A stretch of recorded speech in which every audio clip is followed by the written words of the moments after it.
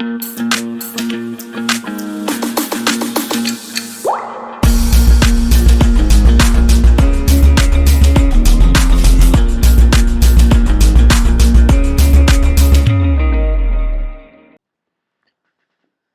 everybody, a very good evening to all of you and welcome back to the Layman Way, जहाँ पे हम MCQs discuss कर रहे हैं और हम इस चैनल पे रोज़ MCQs डिस्कस करते हैं जिसमें से हम करंट अफेयर्स के 5 टॉपिक्स और कोई एक स्टैटिक टॉपिक के 5 क्वेश्चंस डिस्कस करते हैं। तो आज स्टैटिक टॉपिक में इन्वायरमेंट है हमारा।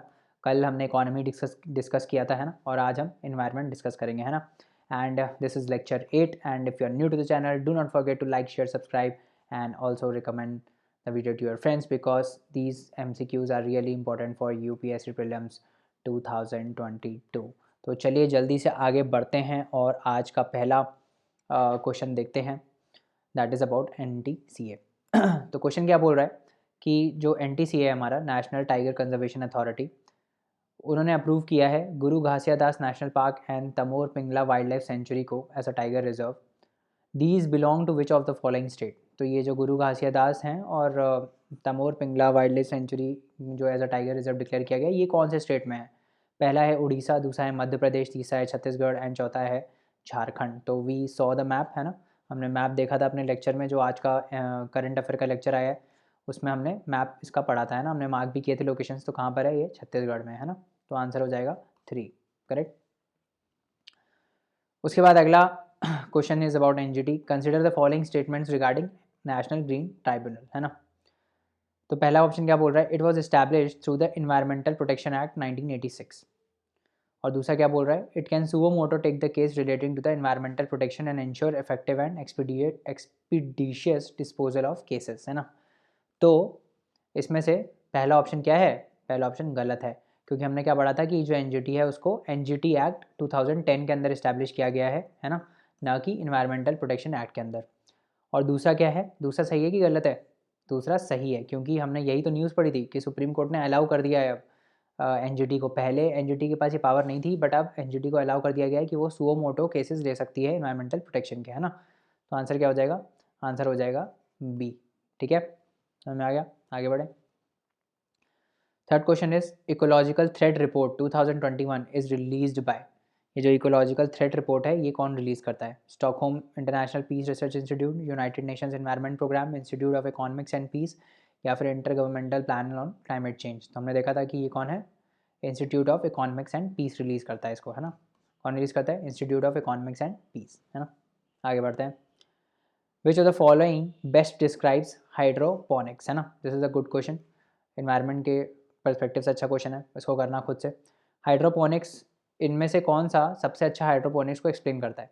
तो पहला क्या है? Process of removal of waste from waste by using micro organisms. अच्छा, दूसरा क्या बोल रहा है? Process of growing plants in an air or mist environment without the use of soil or an aggregate medium. Okay. तीसरा क्या बोल रहा है? Process of growing plants usually crops without soil by using mineral nutrient solution in an aqueous solvent.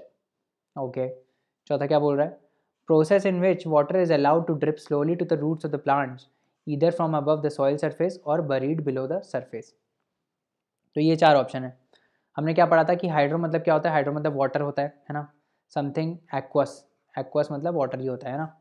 पॉनिक्स मतलब grow करना, कोई crop को grow करना। तो हमने ये देखा था कि इसमें सॉइल यूज़ नहीं होता है। इसमें क्या होता है? इसमें हम वाटर न्यूट्रिएंट रिच, जो न्यूट्रिएंट रिच वाटर को मतलब उनकी रूट्स पे देते हैं, है ना, जिससे वो ग्रो होते हैं। मतलब सीड्स को रूट्स को देते हैं जिससे वो ग्रो होते हैं ना।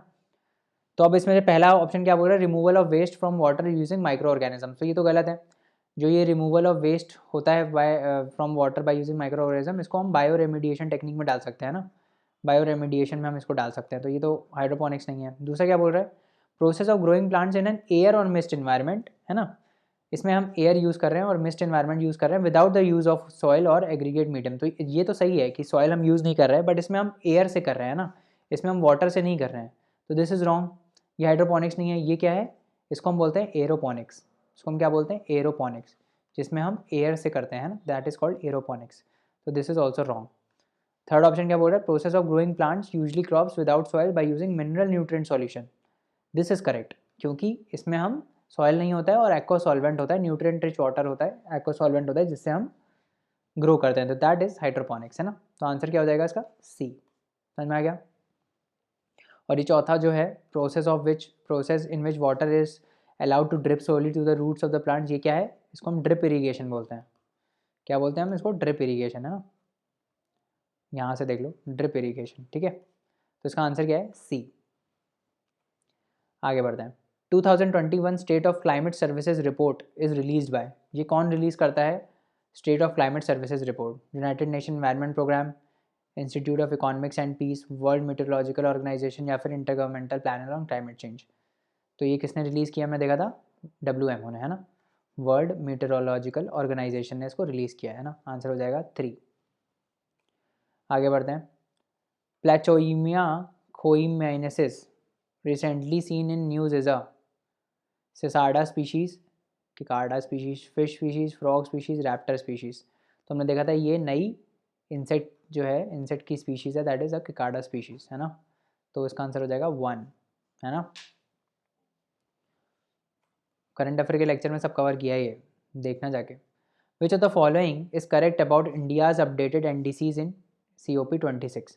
तो COP26 जो ग्लासगो में हुई थी, है ना, उसमें इंडिया ने अपने NDCs को अपडेट किया है, ठीक है। तो इसमें से कौन सा सही है उसके रिगार्डिंग? पहला क्या बोल रहा है? India will increase non fossil energy capacity to 500 gigawatt by 2030। तो दिस इज़ करेक्ट, है ना, ऐसा था। India will reduce the total project carbon emission by 1 billion tons by 2030. This is also correct. This is also one of the updated NDCs. India will achieve net zero carbon by 2050. तो this is wrong, क्योंकि net zero carbon जो है उसको 2070 तक उन्होंने बोला है हम अचीव करेंगे। जो डेवलप्ड कंट्रीज़ हैं उन्होंने बोला है कि हम 2050 तक करेंगे, है ना, उनको करने के लिए बोला गया है। तो दिस इज़ रॉन्ग। तो थर्ड हटा दो, थर्ड हट गया, यहाँ से क्या बचा? डी बचा। 1 to 4 आंसर हो गया। India will reduce the carbon intensity of the economy by less than 45%. This is also one of the NDCs. तो आंसर क्या हो गया? डी, ठीक है। आगे बढ़ते हैं। Production gap report 2021 is released by, production gap report किसने रिलीज़ किया है? United nation environment programme, intergovernmental panel on climate change, world meteorological organisation या फिर TERI, the energy and resource institute. किसने रिलीज़ किया है? यूनाइटेड नेशन एनवायरनमेंट प्रोग्राम, है ना। देखा था ना हमने, प्रोडक्शन गैप रिपोर्ट इसी ने रिलीज़ किया है, यूनाइटेड नेशन एनवायरनमेंट प्रोग्राम ने, है ना। आगे बढ़ते हैं।